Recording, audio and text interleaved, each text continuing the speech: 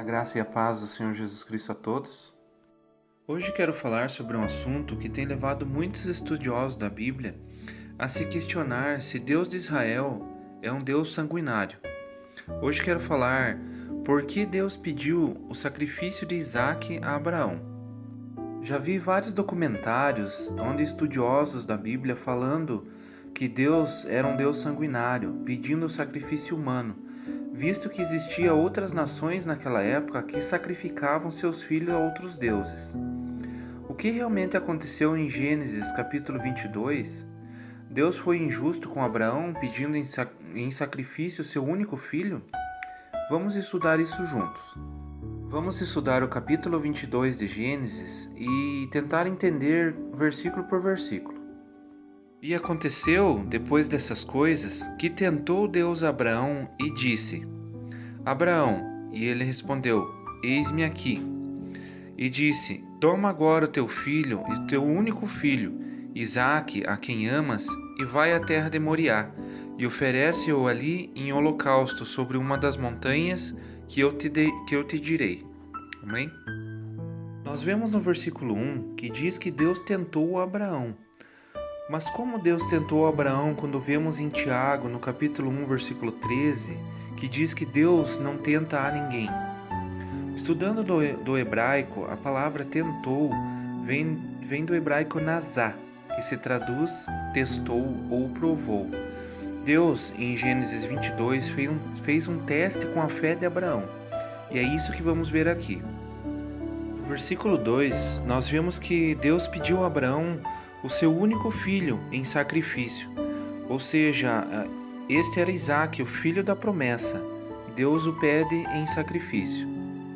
No versículo 3 e 4, nós vamos ler o seguinte: Então se levantou Abraão pela manhã, de madrugada, e albardou o seu jumento, e tomou consigo 2 de seus moços, e Isaque seu filho, e fendeu a lenha para o holocausto, e levantou-se e foi ao lugar que Deus lhe dissera.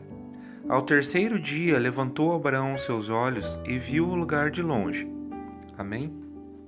Esses versículos nos mostram a completa obediência de Abraão. Vemos que Abraão levantou-se de madrugada e caminhou 3 dias para cumprir a ordem que Deus havia lhe dado.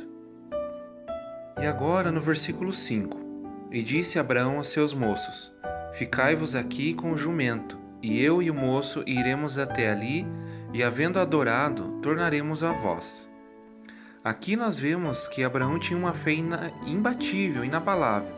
Creu que voltaria com seu filho vivo até onde havia deixado os servos. Notamos isso quando Abraão diz que, havendo obedecido ou havendo adorado, eles tornariam até os seus servos. Abraão não disse tornarei, somente eu tornarei, mas tornaremos a vós. Agora o versículo 6: E tomou Abraão a lenha do holocausto e pô-la sobre Isaque seu filho. E ele tomou o fogo e o cutelo na sua mão, e foram ambos juntos. Amém? Diferente do que muitos dizem ou vemos em documentários e filmes, onde Abraão chora em desespero tentando fazer Deus mudar de ideia, Abraão foi confiante em obedecer a Deus, pois Abraão sabia que Deus não tiraria seu filho, ainda mais que havia sido prometido de que Isaque viria o Messias. Vamos continuar versículos 7 e 8. Então falou Isaque a Abraão, seu pai, e disse: Meu pai. E ele disse: Eis-me aqui, meu filho. E ele disse: Eis aqui o fogo e a lenha, mas onde está o cordeiro para o holocausto? E disse Abraão: Deus proverá para si o cordeiro para o holocausto, meu filho. Assim caminharam ambos juntos. Amém? Quando Abraão diz Deus proverá para si o cordeiro para o holocausto, nós vemos uma profecia de Abraão a respeito de Cristo. Como você pode ver em meus vídeos anteriores, Abraão já conhecia o plano de salvação de Deus. Ele viu Cristo na cruz, viu a sua ressurreição e até mesmo o dia do Senhor, o dia da segunda vinda de Cristo. Abraão diz a Isaque: Deus proverá o Messias, aquele que há de morrer numa cruz pelos pecados de toda a terra e ressuscitará. Vamos continuar versículo 9 e 10. E vieram ao lugar que Deus lhe dissera, e edificou Abraão ali um altar, e pôs em ordem a lenha, e amarrou a Isaque seu filho, e deitou-o sobre o altar em cima da lenha. E estendeu Abraão a sua mão, e tomou o cutelo para imolar o seu filho. Amém? Isaque, sabendo que ele era o sacrifício, por que não temeu a morte e fugiu? A resposta é simples. Toda a história de Gênesis e Apocalipse, como conhecemos e lemos hoje, naquela época era contada de pai para filho, isso em todas as gerações. Então Isaque sabia dos planos de Deus para a salvação do homem. Por isso Isaque se entregou ao pai, visto que nessa época tinha cerca de 25 anos. Ele não resistiu. Agora versículos 11 e 12. Mas o anjo do Senhor lhe bradou desde os céus e disse: Abraão, Abraão. E ele disse: Eis-me aqui. Então disse: Não estendas as tuas mãos sobre o moço, e não lhes faça nada, porquanto agora sei que temes a Deus, e não me negastes o teu filho, o teu único. Amém? O anjo do Senhor que vemos aqui é o próprio Cristo, que bradou dos céus a Abraão, dizendo não ser mais necessário o sacrifício de Isaque, pois agora ele sabe que Abraão seria obediente até a morte, pois teria sacrificado Isaque, seu bem mais precioso depois do seu Deus. Aqui Jesus confirma aquilo que ele mesmo pensava sobre Abraão, em Gênesis capítulo 18, versículo 19, quando disse que não esconderia nada de Abraão, pois através dele todas as nações da terra seriam abençoadas, pois Abraão, além de profeta, também era seu amigo pessoal. Vamos continuar versículo 13 e 14. Então levantou Abraão os seus olhos e olhou, e eis um carneiro detrás dele, travado pelas suas pontas num mato. E foi Abraão e tomou o carneiro, e ofereceu-o em holocausto em lugar de seu filho. E chamou Abraão o nome daquele lugar: O Senhor proverá. Donde se diz até os dias de hoje: No monte do Senhor se proverá. Amém? Aqui nós vemos que Abraão tomou o carneiro e ofereceu em lugar de seu filho. E esse é o exemplo do sacrifício de Cristo na cruz, o Cordeiro de Deus, que ofereceu a si mesmo em lugar de todos nós. Vamos terminar agora do versículo 15 ao 18.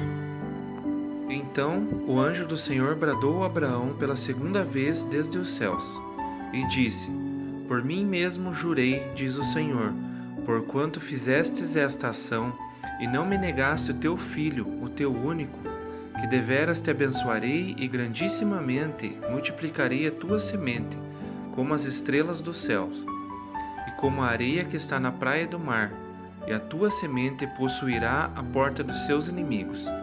E em tua semente serão benditas todas as nações da terra, porquanto obedecestes a minha voz. Amém? Aqui nós vemos o próprio Cristo ampliando a aliança que havia feito com Abraão. Como assim?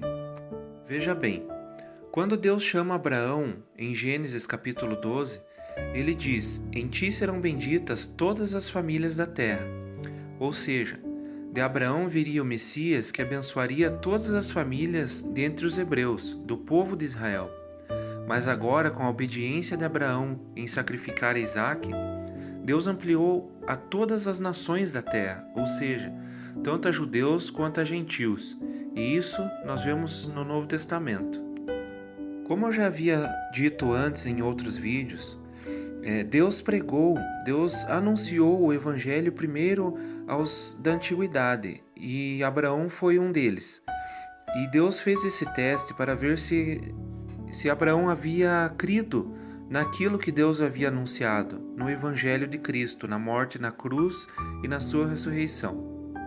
Como vemos em Gálatas capítulo 3, versículo 8.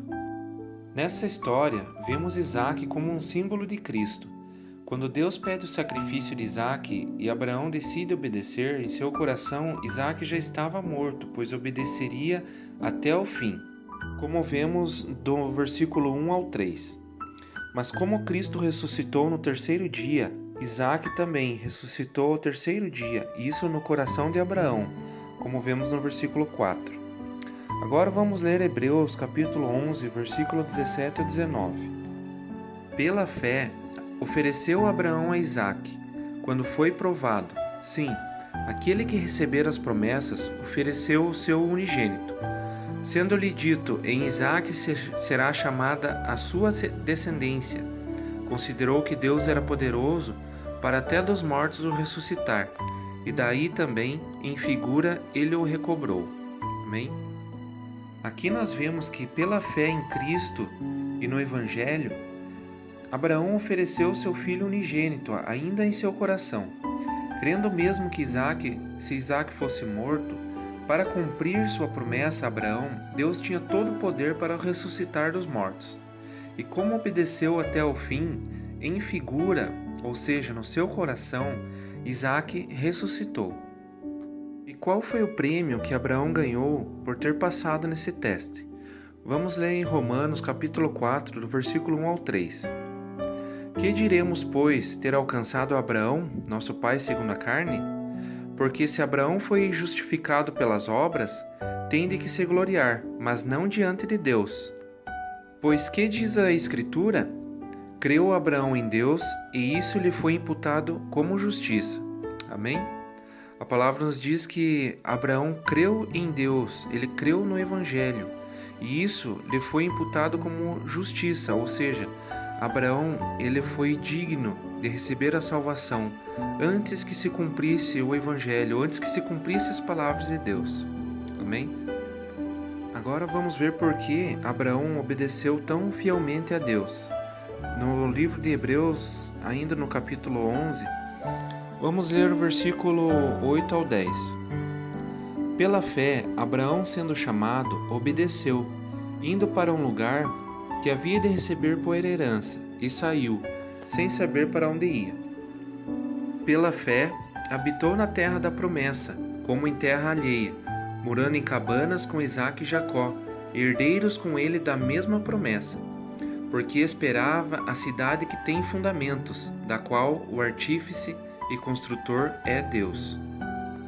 Aqui nós vemos que tanto Abraão quanto Isaque e Jacó esperavam a cidade que tem fundamentos. Essa cidade nós vemos em Apocalipse 21. Esta é a Jerusalém celestial. Vamos continuar lendo no versículo 13 até o 16. Todos estes morreram na fé, sem terem recebido as promessas, mas vendo-as de longe e crendo nelas, e abraçando-as, confessaram que eram estrangeiros e peregrinos na terra. Porque os que diziam isso claramente mostram que buscam uma pátria. E se, na verdade, se lembrassem daquelas de onde haviam saído, teriam oportunidade de tornar. Mas agora desejam uma melhor, isto é, a celestial. Pelo que também Deus não se envergonha deles, de se chamar seu Deus, porque já lhes preparou uma cidade. Amém? Então aqui nós vemos que Abraão, Isaque e Jacó, eles conheciam o plano de salvação até a cidade celestial, como vemos em Apocalipse no capítulo 21, versículo 14 ao 20. E eles esperavam habitar nessa cidade, por isso foram fielmente obedientes a Deus. Amém? A minha oração é para que você receba essa palavra e medite nela, que ela fique guardada em seu coração. Que Deus o abençoe em nome do Senhor Jesus.